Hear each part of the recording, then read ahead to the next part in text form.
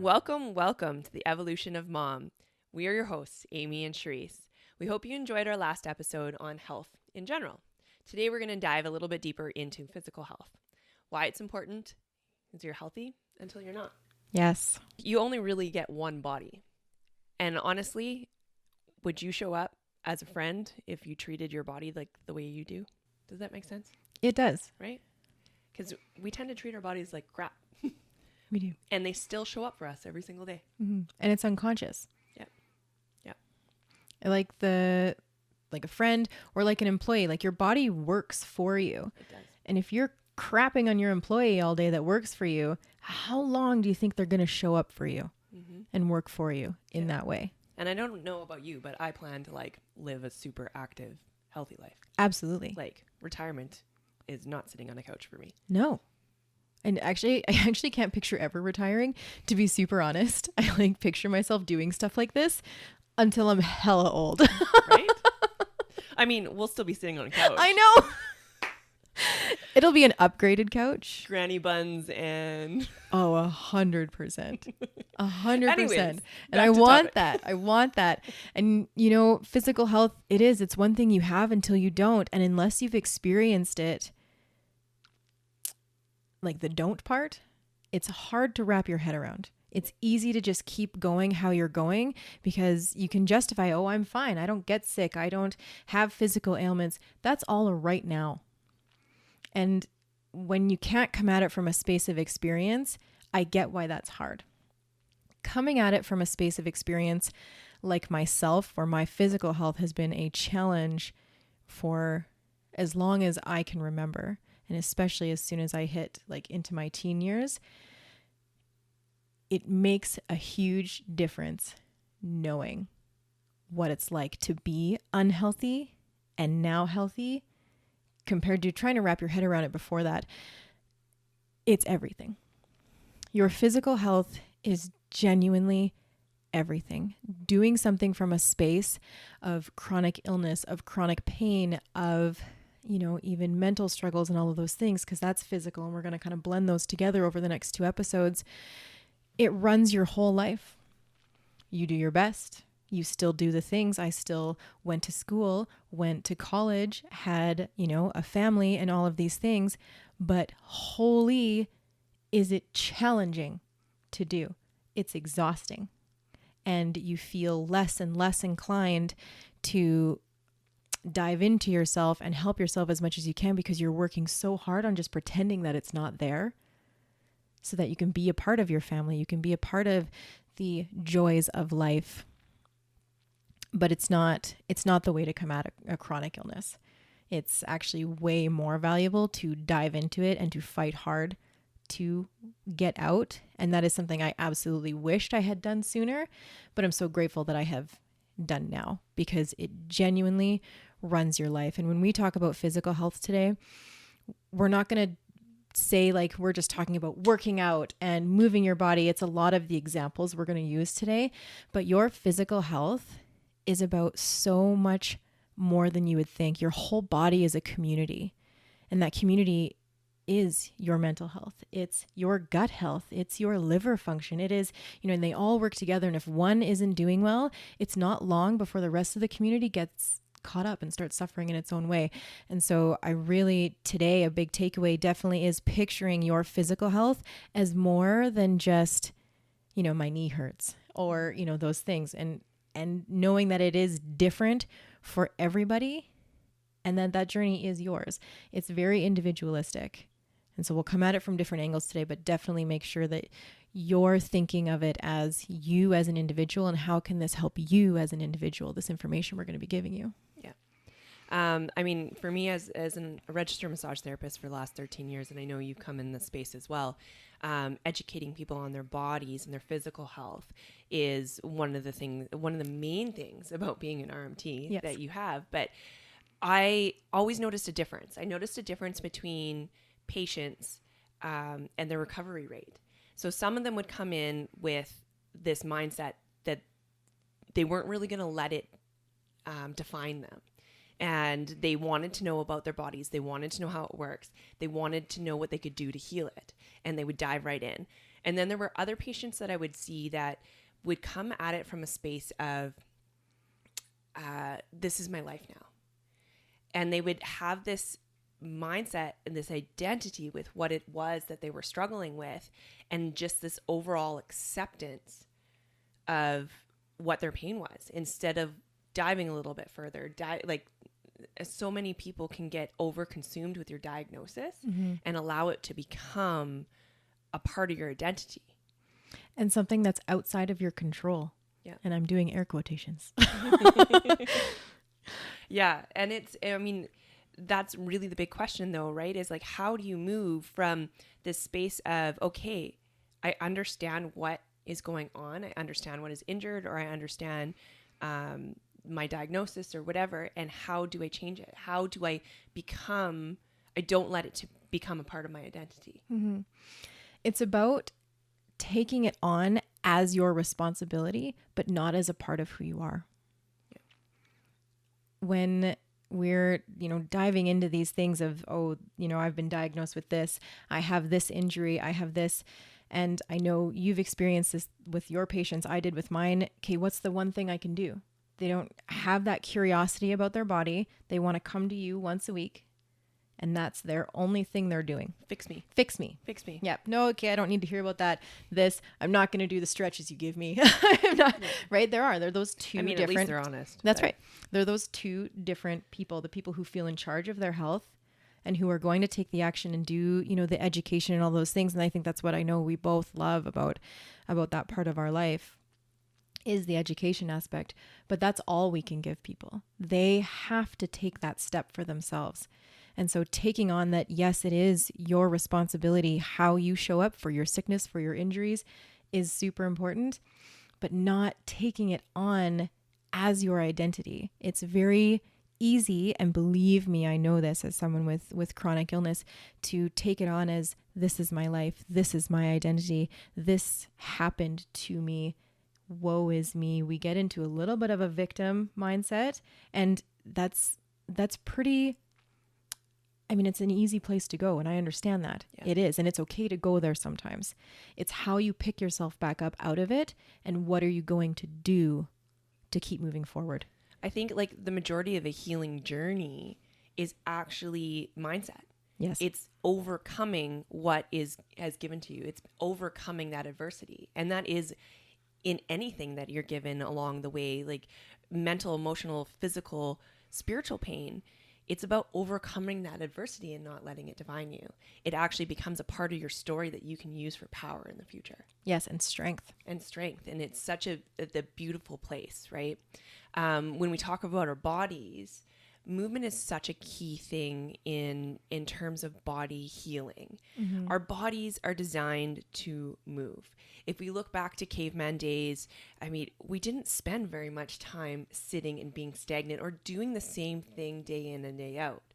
And that is an important piece. Like, I love weight training and stuff because of the fact that I can strengthen muscles that I don't normally use. Mm-hmm. And I think that's such an important piece, right? And I know it's not for everybody and not everybody likes it, but in some way, shape, or form, you have to do some sort of resistance for your body because it strengthens and balances.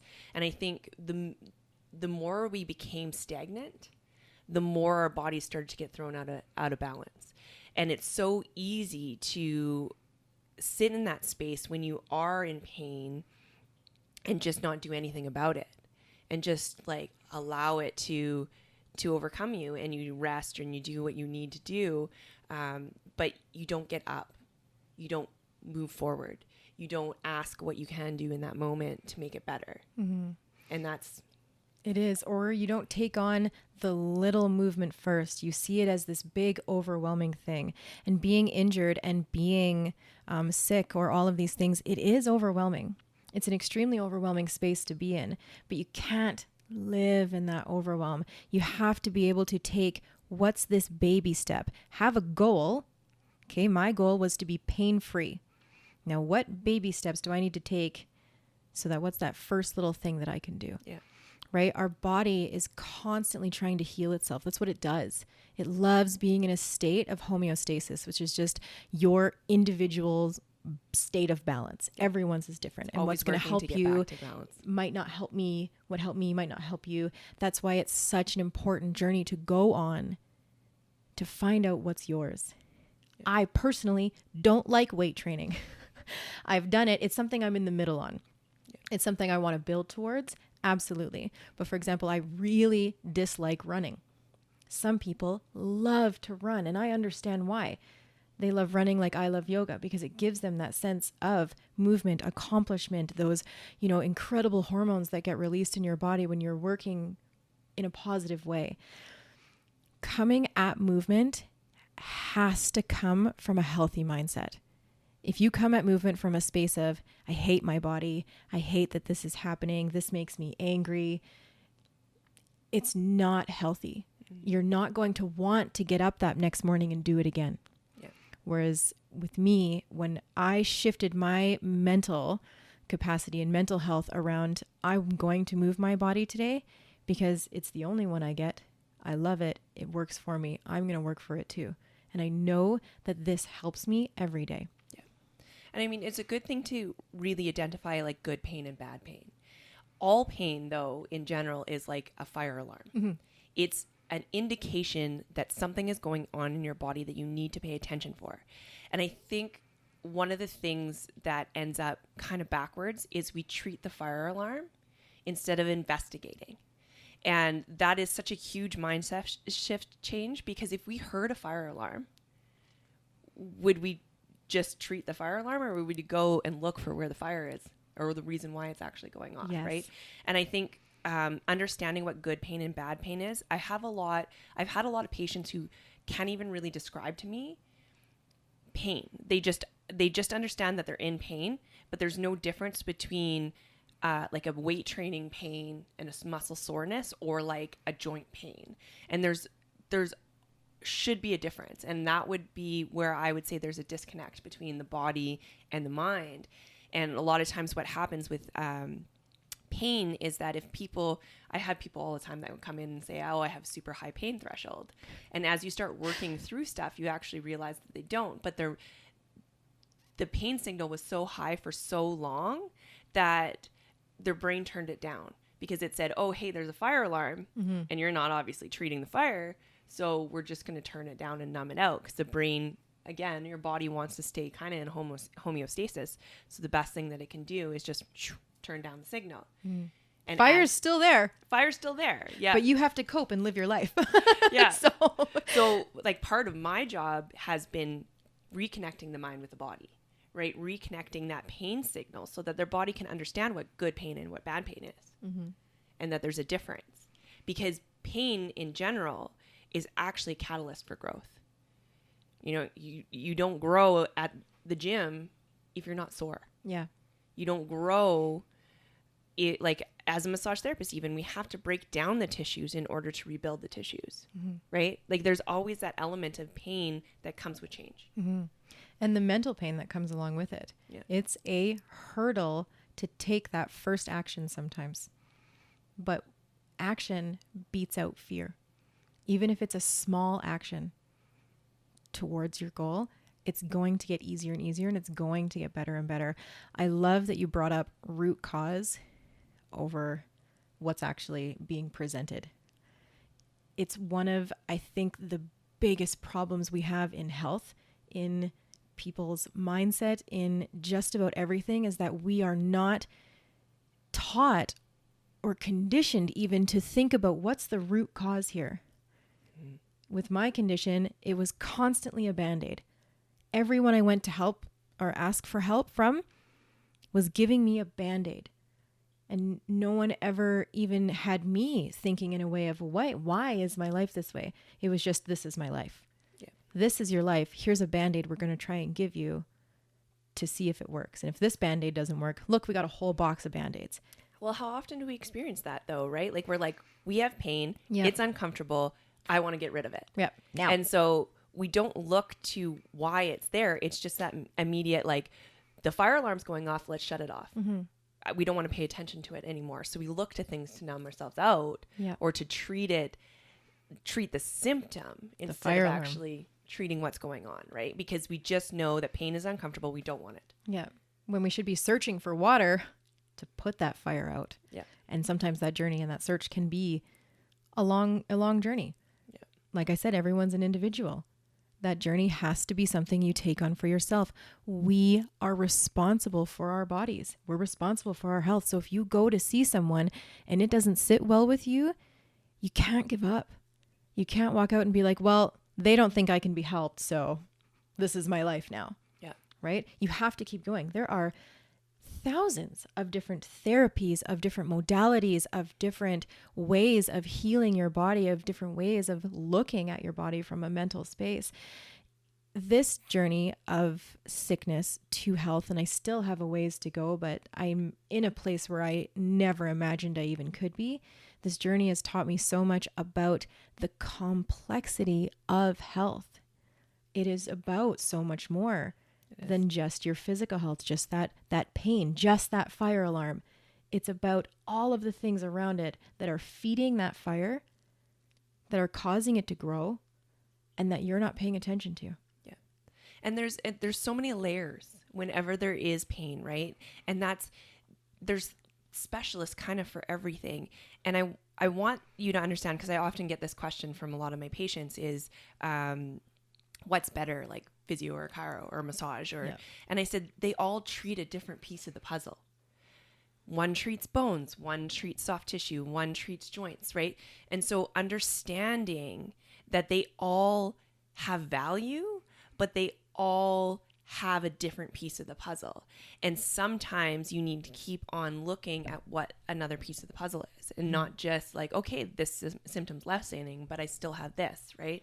There's neurological, there's emotional that can very much go into holding on to pain. Huge. Right? There's so much trauma that comes from any sort of injury or pain in the body that we hold on to it. So there's always an emotional attachment. There's an energetic attachment. Like there's just layers upon layers. So I think there's an endless way to keep on discovering it. And so that's why it's so frustrating for me as a therapist to hear this is my life now. I know. It's just a cool acceptance into, I'm just going to live with this pain forever. Yeah. And you're like, dude, you haven't even scratched the surface. What are you doing? Yeah. Don't accept that. No. Oh, yeah. So many layers. And what our body does, you can't just try one layer and be like, this doesn't work for me, I'm not better. Yeah. Our body, when we're comparing like the fire alarm to the fire, our body actually wants to treat the fire first. So there are things going on that might be working for you that you don't even know yet, because that fire alarm is still going off. That symptom is still happening, but on an internal level, the fire's being put out slowly. Mm-hmm. Right? So we have to give our body grace in that way. It takes time. And all of those layers that you unearth as you're going through that, maybe you need to see a dietitian as well. Maybe you're feeding into your inflammation with certain foods that your body turns into an inflammatory response. So many layers. You have to give yourself time and grace. And I'm so excited to dive into the mental component of all of this, next week, because it all comes together. It does. It absolutely does. So, in takeaway, we want to urge you to, what can you do for your body? What is it that your body needs right now? Mm-hmm. What aligns with you? And I know it's tough sometimes to try and figure that out. And so if you feel like you're in a space that you don't quite know, or you want to talk a little bit more about what it is what your fire alarm is or whatever, we'd love to help you with that. Yeah, we are 100% here to help you ask those questions of yourself. Yeah. So in closing, don't forget to put yourself first, because you can't pour from an empty cup. That's right. Self-care is not selfish. It is selfless. Thank you so much for joining us on our episode of Physical Health. Next week, we are going to dive even more into this with the emotional and mental aspect of it, which I know we are both very, very excited about.